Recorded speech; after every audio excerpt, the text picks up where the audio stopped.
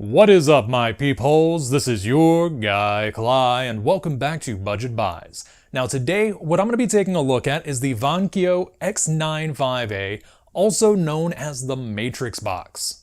This is a little Android TV box that essentially turns any TV you own into a smart TV. Now, as per usual, the manufacturer reached out asking me if I wanted to take a look at this little guy. And since I've been eyeballing things like this for a while, thanks to a few projects I'm working on, I couldn't say no. Now, let's go ahead and get this little guy out of the box. All you really need to do is take it out of the slipcover, tug a tab, and you're in. Now, what you get in this package is the Android TV box itself. Underneath here, you get a short HDMI cable, a power brick, which is rated at 5 volts, 2 amps, the control, which takes 2 AAA batteries. You will need to supply those yourself, as well as the manual. Now, let's get all of this other stuff out of the way and just appreciate how friggin' tiny this TV box is. Heck, I've got another one of these TV boxes from a few years back that rocks similar specs to this, and it's probably twice the size or so. This thing comes in at about the same footprint as an old school floppy disk, though admittedly a little bit thicker. Speaking of the specs, this uses Android 7.1.2, has 2 gigabytes of DDR3 RAM, 16 gigs of flash memory, uses an AM Logic quad-core Cortex A53 2 GHz 64-bit CPU, and has a pentacore Mali 450MP GPU rated at 750 MHz. So basically, this puts many of my earlier PCs to shame. Heck, it outshines a few of my dumpster-dived ones as well. Now I know what some of you are thinking. Why am I obsessed with TV boxes as opposed to smart TVs, or heck, even those little HDMI sticks that are out these days? And the answer's kinda simple. In the case of the smart TV, you're pretty much locked into the hardware. Once your TV stops being able to support some of the more modern apps, you pretty much need to upgrade the TV if you don't want to do anything else. In fact, I've got a smart TV that has hit that milestone. But with external devices like this, you can pretty much just take it, chuck it, get a new one when the time comes, and still use your existing hardware.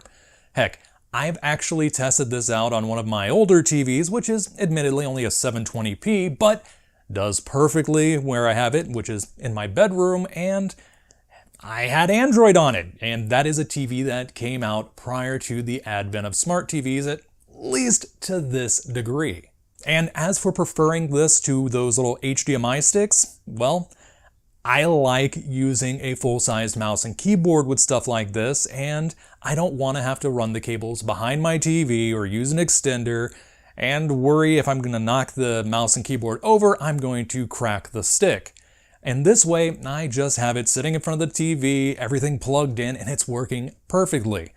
Not to mention, this is a bigger sized box than the little HDMI stick, which means they can squeeze slightly better, if not significantly better, specs in at a much lower price, because this little guy only costs $39.99.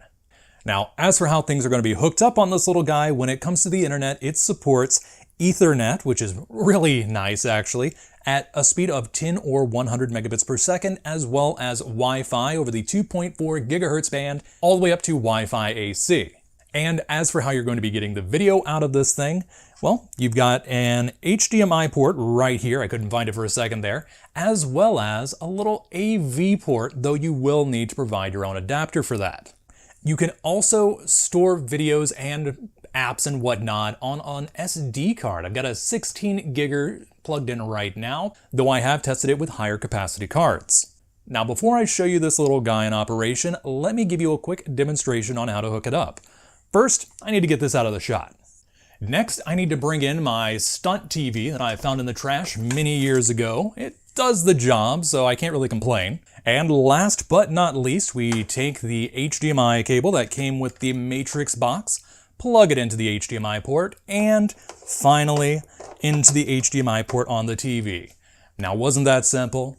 All I've got to do now is plug in the TV and select the HDMI input. However, I think this screen might be a little bit too small for this demonstration, so let's hop over to my other TV. Now, when it comes to controlling the MatrixBox, you have multiple options. You can either use the arrow keys on the remote itself, the arrow keys on a dedicated keyboard, the mouse mode on the control itself, or an actual mouse that gives you a whole heck of a lot more control than any of the other options I've shown you thus far.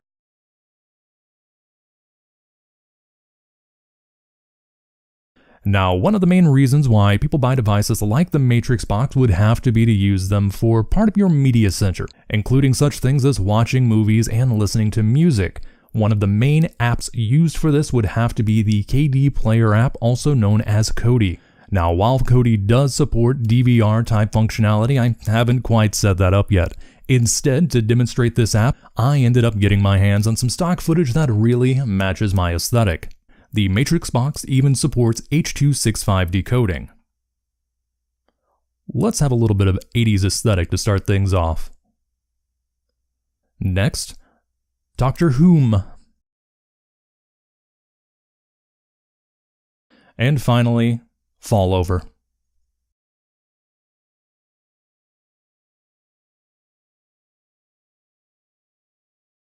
Now, one feature I've noticed in the MatrixBox made me very happy.